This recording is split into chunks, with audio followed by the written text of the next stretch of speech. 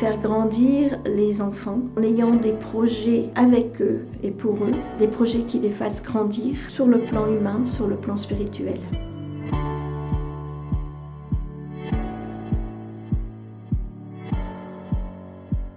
Je suis née à Lille le 3 mars 1951. J'aime la photo. C'est de famille. Mon père faisait beaucoup de photos avec agrandisseur, labo, photos à la maison. Actuellement, je suis aumônier à la maison d'arrêt d'Épinal. Je suis au conseil de ma congrégation en France. Il s'agit de la congrégation Notre-Dame qui a été fondée en 1597 à Matincourt dans les Vosges par Saint-Pierre Fourier et la bienheureuse Alix Leclerc pour l'éducation des filles parce qu'il n'y avait pas d'éducation pour les filles pauvres et l'éducation des femmes en faisait des agents de transformation de la société. Donc un projet très novateur. Ah, quelle question! Bon, j'y ai pensé dans l'enfance, dans l'adolescence. Quand j'ai eu passé le bac, j'y ai repensé, mais bon, j'étais quand même assez indécise, mariage, vie religieuse. Et j'ai rencontré la congrégation dans laquelle je suis rentrée un peu par hasard. J'ai travaillé comme éducatrice spécialisée dans un centre qui s'ouvrait dans une maison où elles avaient eu pendant des années un établissement scolaire. C'est comme ça que j'ai connu la congrégation. Ce qui m'a plu, c'est la dimension éducative et internationale.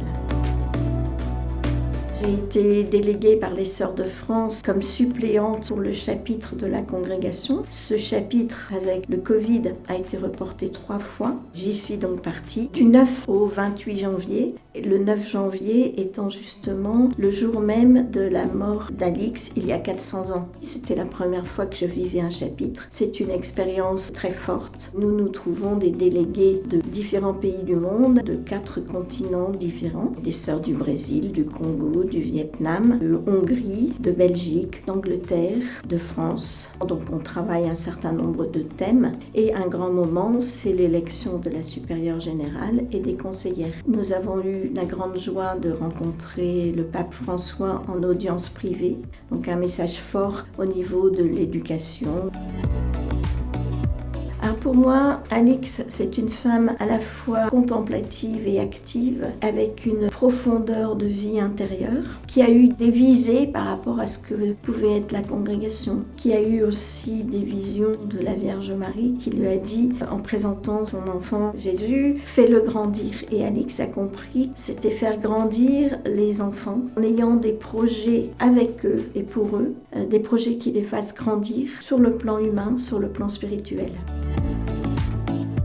Les moyens techniques, évidemment, ont énormément changé. Le tableau noir est devenu des tableaux blancs, électroniques, informatiques. Mais l'intuition de faire grandir, d'avoir le souci des plus démunis. L'éducation n'est plus seulement dans l'enseignement. Ça peut être des groupes de femmes, différents engagements au service de la société. Le projet d'Alix et de Pierre Fourier, c'était que chaque jeune trouve sa vocation et puisse s'épanouir. Donc ces projets-là sont toujours d'actualité. C'est vrai que dans le diocèse, il y a eu beaucoup d'initiatives. On m'a demandé plusieurs fois de parler d'Alix Leclerc à la journée de la vie consacrée ou bien dans d'autres lieux. Je pense que dans d'autres lieux, en France où la congrégation est présente, il y a peut-être eu moins d'impact. Notre maison à Matincourt, où la communauté a habité pendant de nombreuses années, est devenue une maison pour personnes âgées autonomes. Samedi 11 juin, c'est l'inauguration de la maison qui va s'appeler Résidence Alix Leclerc. Il y a eu des conférences à Nancy, à Matincourt. Il devait y avoir un spectacle avec 2 représentations le 2 et 3 juillet. Ça a été malheureusement annulé pour des événements extérieurs à nous-mêmes. C'est reporté, on ne sait pas encore à quelle date. Il y a un groupe d'Épinal, les petits chanteurs de Mère Alix, qui est de l'institution Notre-Dame Saint-Joseph, va tout de même chanter le dimanche 3 juillet à 15h à la basilique de Matincourt. Une personne qui m'a marquée, c'est une religieuse, quand j'étais beaucoup plus jeune, dont j'ai pas choisi la congrégation. Mais c'est une personne qui m'a vraiment accompagnée dans ma recherche de vocation. C'était en 2007, la translation des reliques d'Alix de la chapelle de l'institution Notre-Dame à Nancy jusqu'à la cathédrale de Nancy. Ça, c'était un événement extraordinaire. La cathédrale se trouve juste en face du monastère où Alix a vécu et où elle est décédée. Là, il y a eu des sœurs de différents continents. C'était vraiment un événement très marquant. J'aime bien le texte de Marie-Madeleine qui rencontre Jésus ressuscité, qui ne le reconnaît pas. Quand Jésus lui dit « Va vers mes frères et dis-leur », la parole m'a parlé, « Va vers mes frères et dis-leur », mais dis-leur quoi ? Et au fur et à mesure de ma vie, dis-leur quoi ? C'était d'annoncer le Christ. Sinon, j'aime aussi beaucoup l'évangile des noces de Cana. Pierre Fourier et Alix nous disaient « Tout ce qu'il vous dira, faites-le ». Donc voilà 2 évangiles que j'aime particulièrement.